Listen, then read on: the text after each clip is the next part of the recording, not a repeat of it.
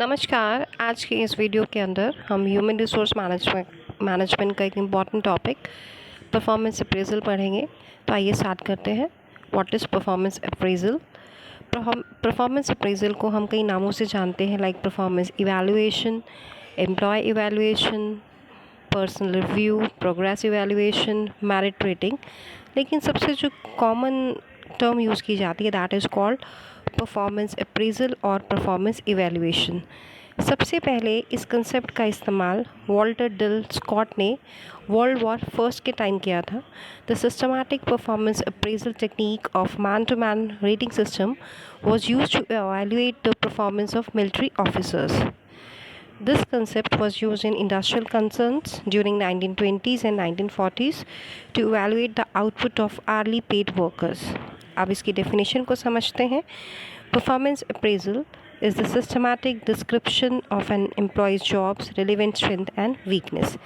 यानी एक ऐसा इवैल्यूएशन सिस्टम होता है जो कि प्रेजेंट एम्प्लॉयज़ की परफॉर्मेंस को linked with the job requirements को चेक करता है, यानी आइडेंटिफाई करता है कॉम्पिटेंसी गैप्स को और एक्सप्लोर करता है एम्प्लॉयज़ की पोटेंशियल को, ताकि जो कॉम्पिटिटिव वर्ल्ड में होने वाले चैलेंजेस हैं उनको वो फेस कर सकें। ये ऑर्गेनाइजेशन को हेल्प करता है to identify and place the right person for right job. Performance appraisal को परफॉर्मेंस डेवलपमेंट के साथ भी लिंक किया जाता है। बेसिक पर्पस होता है परफॉर्मेंस अप्रेजल का identification of performance gaps and taking necessary steps to bridge such gaps, यानी कि कहाँ पर एम्प्लॉयज़ लैग कर रहे हैं और उन गैप्स को कैसे डेवलपमेंट प्रोग्राम्स और मेथड्स के द्वारा हम दूर कर सकते हैं। यानी कि जो परफॉर्मेंस अप्रेजल है ये एम्प्लॉयज़ की परफॉर्मेंस को सिस्टमैटिक बेसिस पर मेजर करता है, पीरियोडिक बेसिस पे, लाइक मंथली, हाफ ईयरली और एनुअली। ये जॉब इवैल्यूएशन से डिफरेंट होता है और एक कॉन्टीन्यूस प्रोसेस होती है जो लगभग हर मीडियम या लार्ज स्केल ऑर्गेनाइजेशन में यूज़ की जाती है।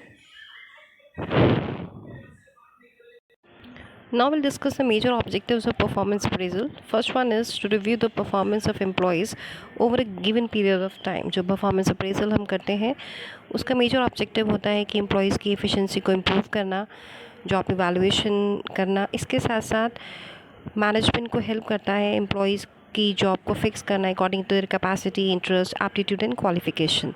नेक्स्ट ऑब्जेक्टिव है टू जज the gap between the actual and the desired performance, यानी अगर कोई डिफिशिएंसी रह जाती है एक्चुअल और डिज़ायर्ड परफॉर्मेंस में तो उसको फाइंड आउट करना और उसको दूर करने का प्रयास करना through various training and development programmes. Next is to help the management exercising organisational control. Organisation control में ये परफॉर्मेंस अप्रेजल बहुत इफेक्टिव रहता है। ये एक बेस सर्व करता है प्रमोशन और डिमोशन का, एक प्लानिंग करता है ट्रेनिंग और डेवलपमेंट प्रोग्राम्स की, वेज एंड सैलरी एडमिनिस्ट्रेशन में भी ये कारगर सिद्ध होता है। इसके साथ साथ it provide feedback to the employees regarding the past performances. उसके आधार पर ही उनके आगे करियर काउंसलिंग, करियर प्लानिंग और मोटिवेशन किया जाता है। और इसके साथ साथ उनको ये भी बताने की कोशिश की जाती है कि what is expected of the employee in terms of performance and future work assignments. इसके साथ साथ provide information to assist in other decisions in organization like training needs, transfers and promotion. The main objective of performance appraisal is to judge the effectiveness of the other resource functions of the organization such as recruitment, selection, training and development. तो यानी से समझ में आया जो performance appraisal है ये ना सिर्फ एम्प्लॉयज़ के लिए ही कारगर सिद्ध होता है बट ओवरऑल ऑर्गेनाइजेशन के लिए बहुत इफ़ेक्टिव होता है। इससे ऑर्गेनाइजेशन को भी पता चलता है कि कौन से एम्प्लॉयज़ हैं जो कि बेटर परफॉर्म कर रहे हैं, उनको ज़्यादा प्रमोशन के चांसेस दिए जाने चाहिए, उसके हिसाब से उनके करियर गोल डिसाइड किए जाते हैं। इसके साथ साथ एम्प्लॉयज़ को भी जो ट्रेनिंग डेवलपमेंट प्रोग्राम्स हैं उनके बारे में जानकारी दी जाती है। एक सुपीरियर सबऑर्डिनेट रिलेशन पॉजिटिव हो जाता है और जो ग्रीवियंसेस हैं वो रिड्यूस हो जाती हैं। Next, here what are the advantages of performance appraisal? First one is provide a record of performance over a period of time. Performance appraisal से हम अपने employees का systematic analysis कर सकते हैं और पीरियड ऑफ टाइम, और इससे मदद मिलती है कि राइट पर्सन को राइट जगह प्लेस किया जा सके। इसके साथ साथ जो रिज़ल्ट होते हैं परफॉर्मेंस अप्रेजल के, सुपरवाइज़र द्वारा इस्तेमाल किए जा सकते हैं in the efficient performance of their job, उनको गाइड करने में उनकी मदद करता है। Next is can be motivational with the support of good reward and compensation. जब परफॉर्मेंस अप्रेजल करते हैं तो जो एम्प्लॉयज़ होते हैं जो अच्छा काम करते हैं, those are better than the others, they are given promotion, they are given better salary packages, तो उनके लिए एक मोटिवेशन का काम करता है। इसके साथ साथ it provides an opportunity for employee to discuss issues and to clarity expectations. जो सिस्टमैटिक अप्रेजल करते हैं हम एम्प्लॉयज़ का, इससे इनके अंदर एक कॉन्फिडेंस डेवलप हो जाता है, उनकी ग्रीवेंसेस दूर हो जाती हैं। अगर एम्प्लॉयज़ को कन्विंस किया जा सके कि जो इवैल्यूएशन है वह टोटली इम्पार्शियल है, इसके साथ साथ एक इंसेंटिव मिल जाता है एम्प्लॉयज़ को to perform. Next is limitations of performance appraisal. First one is bias of appraiser. इसको हेलो इफेक्ट के नाम से भी जाना जाता है। हेलो इफेक्ट एक ऐसी टेंडेंसी होती है इवैल्यूएटर की जिसके अंदर एक ही व्यक्ति को उसकी एक ट्रेड के आधार पर जज किया जा सकता है, यानी ओवरऑल परफॉर्मेंस के आधार पर ना जज करके केवल एक ट्रेड के आधार पर उसकी ओवरऑल परफॉर्मेंस को जज किया जा सकता है। जिसकी वजह से अगर रेटर फ्रेंडली है वर्कर पर, उसके फ्रेंडली रिलेशन है वर्कर के साथ, तो वर्कर की जो रेटिंग हो सकती है बहुत ज़्यादा अच्छी हो सकती है। और on the other hand if a person is unfriendly then he may be rated below average even if his performance on the job is very good। तो जो हेलो इफेक्ट है एक बहुत बड़ा बैरियर समटाइम्स क्रिएट हो जाता है when it comes in context of performance appraisal।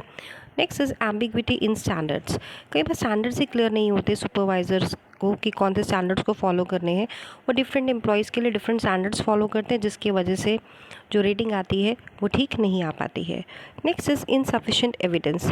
कई बार क्या होता है जो एम्प्लॉय होते हैं वो अपने बॉस के साथ अच्छी रिलेशन मेंटेन कर लेते हैं, जिसकी वजह से बॉस के सामने उनका एक पॉजिटिव एटीट्यूड डेवलप हो जाता है। उनकी जो इवैल्यूएशन आती है बहुत आउटस्टैंडिंग आती है, मे बी उसका डिपार्टमेंट में परफॉर्मेंस इतना अच्छा ना हो।